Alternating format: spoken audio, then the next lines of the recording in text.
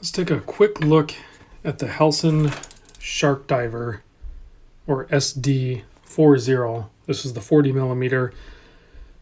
There's so many different versions of this. I cannot keep them straight. I do not understand.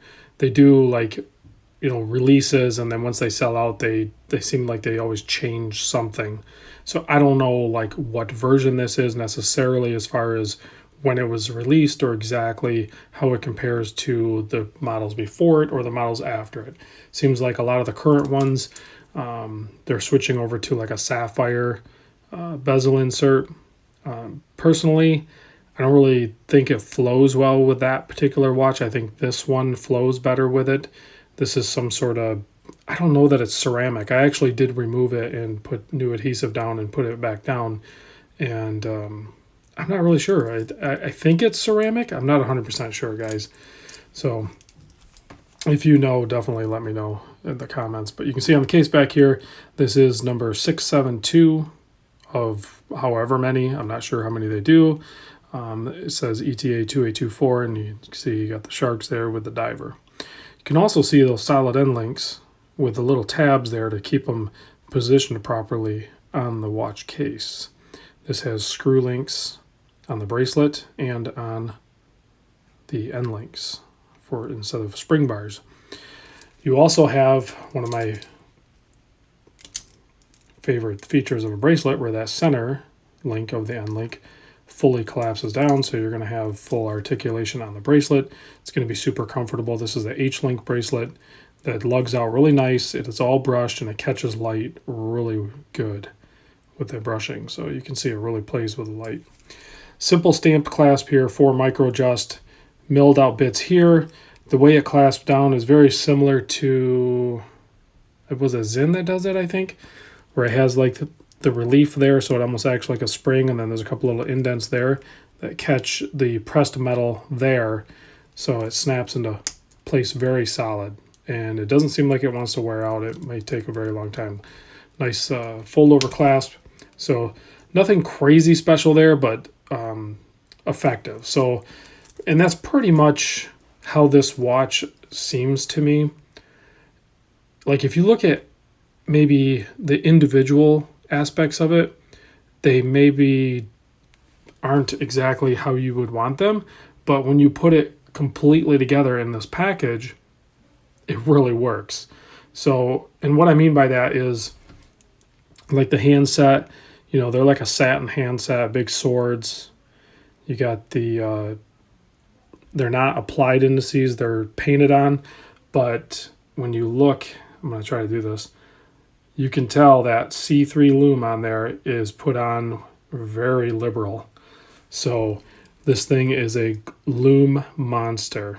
So, and that's because they gave it the treatment that it needed as far as the Lume application. It is very thick and it is a very quality product they put on there.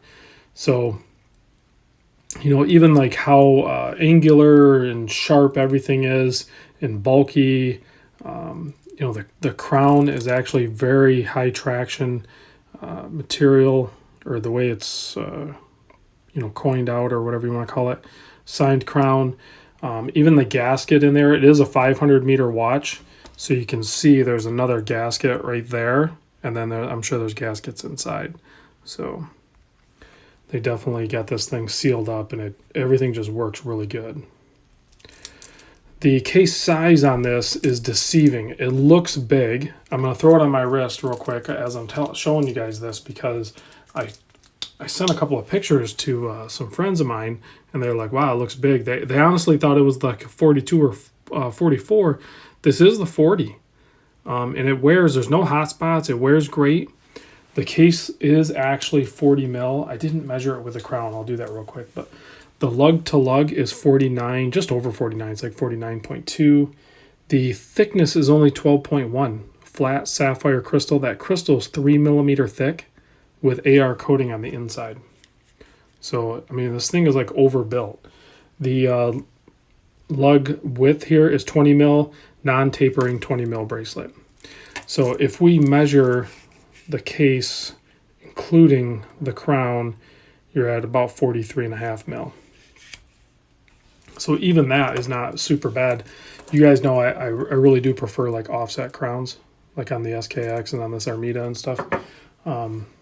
You know, I wear this one off, and I actually just had an email from a guy asking me about this razor bracelet, and this is a super comfortable combination here. An SKX offset crown on the Uncle Seiko razor bracelet, super comfortable. And typically I'm turned off by 3 o'clock crowns, so it was more of a thing where I'm like, well, I'll give this one a shot. Everybody loves it, so and I wore it, and it totally works. This is not dig in. It doesn't, like, I have no issue with the crown being right there at the 3 o'clock on this guy. So you can see that it actually comes with a couple of extra end link bars there. So it's a long screw there with a hollowed out end that you screw the small screw in. There's a spare or one of the H-links removed. Here's the card that comes with it. Now, usually these come on the top of those tubes. I have an Armida one over there I could show you, but this one did not come in the tube. This came in this leather pouch here, but this is not like most leather pouches.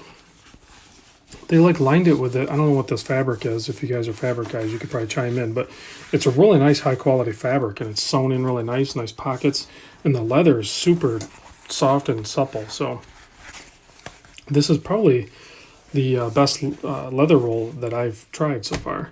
It also comes with this very thick rubber strap that is kind of, I guess, I don't want to say isoframe, but it's, you know, it's isoframed out, you know, it's hollowed out. Just did the smell test. It does smell like vanilla, so that is nice. It's always refreshing.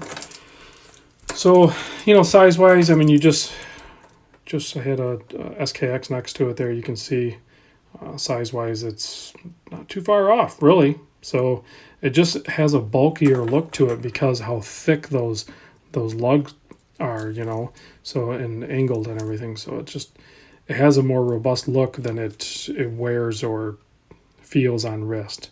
But I really wanted the 40 mil. I wanted this particular watch. I didn't know which or how to even search for it. I just randomly popped up on eBay, and I went for it, and I maybe overpaid. I think I paid like $640 for it, but it has the ETA. It's like new condition, and it's the color I wanted, and it was the complete kit. So, and they don't make them anymore.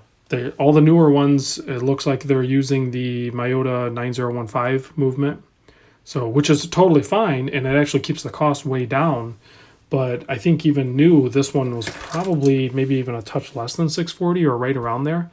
New, right from Helson, but they sell out. They're really popular models. They sell out. So anyway, guys, let me know what you think on this guy. If you have one, if you understand how the models work, or I mean, there's a big following of Helson fans out there now, and to a certain point, I think some people actually collect them because there's a bunch of different colorways. There's different bezels you can get. Of course, there's different sizes, different movements, all that good stuff. So this is the one I was, you know, after myself. So thankfully, I was able to score it because I really don't see them pop up on eBay hardly ever, and that's there, and some forums are pretty much the only place that you're going to be able to source them. So let me give you a Lume shot so you get a better understanding of how crazy the Helson Lume is. I'm going to hold it next to the SKX so you can see it legitimately is brighter than the Seiko Lume. And you guys know that the Seiko's the standard, or, you know, what we hope out of a lot of other companies. So when you have some micros out there like Helson or even like this Armida, I mean, they are just Lume monsters, and they last a long time. So that's what a really good quality C3 formula, or even if they can get to C3X1 or whatever, and then heavy application of it. So all right, guys, thanks for watching, and I will see you on the next video.